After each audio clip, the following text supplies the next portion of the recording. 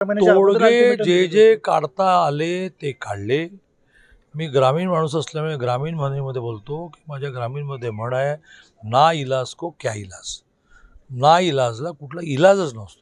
आता तुम्ही किती दुसरे कोण मदत करते का याच्या पाठीमागे त्यांना? नाही, मी असा आरोप करणार नाही. जरी तसं असलं तरी आणि जरी तशी माहिती असली तरी असा आरोप करणार नाही. मी एवढंच म्हणेन की जे मान्य होणार आहे ते, हे बघा, ज्या वेळेला आपण परीक्षेला क्वेश्चन पेपर समोर आला की आपण काय करतो, सोपे प्रश्न पटापटापट सोडून टाकतो. मग एखादा कठीण प्रश्न राहतो तर सोडवलेल्या प्रश्नांच्या आधारे आपल्याला पर्सेंटेज मिळतं. नाही तू एक प्रश्न सुटत कसा नाही, मी 3 दिवस थांबणार, असं कसं करून जाईल? याला कारणीभूत राज ठाकरेंनी सांगितले की शिंदेनी जे काही पत्र दिलं होतं त्याचं अल्टिमेटम पूर्ण केलंच नाहीये ना. माजी मुख्यमंत्री एकनाथजी शिंदे, आत्ताचे उपमुख्यमंत्री एकनाथजी शिंदे यांनी कुठलंही खोटं आश्वासन दिलं नाही. त्याने जे लिहून दिलेलं आहे त्याच्या आधारे सगळ्या गोष्टी पूर्ण झाल्या. उदाहरणार्थ ते असं म्हणाले की नोंद सापडल्यानंतर सर्टिफिकेट मिळायला उशीर होतो तर तहसील ऑफिसमध्ये एक वेगळं डेस्क ओपन करा. ते झालं म्हणून तेवढे दाखले सापडले ना. मग शिंदे समितीची मुदत वाढवली, सारखी वाढवतात, आता आपण वाढवली.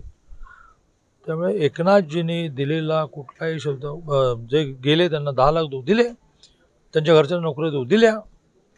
हां, आणि त्यामुळे मागण्या कधीही प्रॅक्टिकल करायच्या. मी चळवळीतून म्हणून I was all India general secretary ABVP, Akhil Bharatiya विद्यार्थी ऑल इंडिया. काश्मीरपासून जे मोर्चे मी लीड केले, तर काश्मीरला उदाहरण घेतलं, आठवण झाली मला, अर्धा मिनटं सांगू दे. तर काश्मीरला आम्ही 10,000 विद्यार्थी घेऊन गेलो. उधमपूरला थांबवलं, जायचं नाही पुढे म्हणाले. आणि आलेले सगळे ह्याच भूमिकेत आले होते की श्रीनगरमध्ये जाणार आणि लाल चौकात झेंडा लावणारच.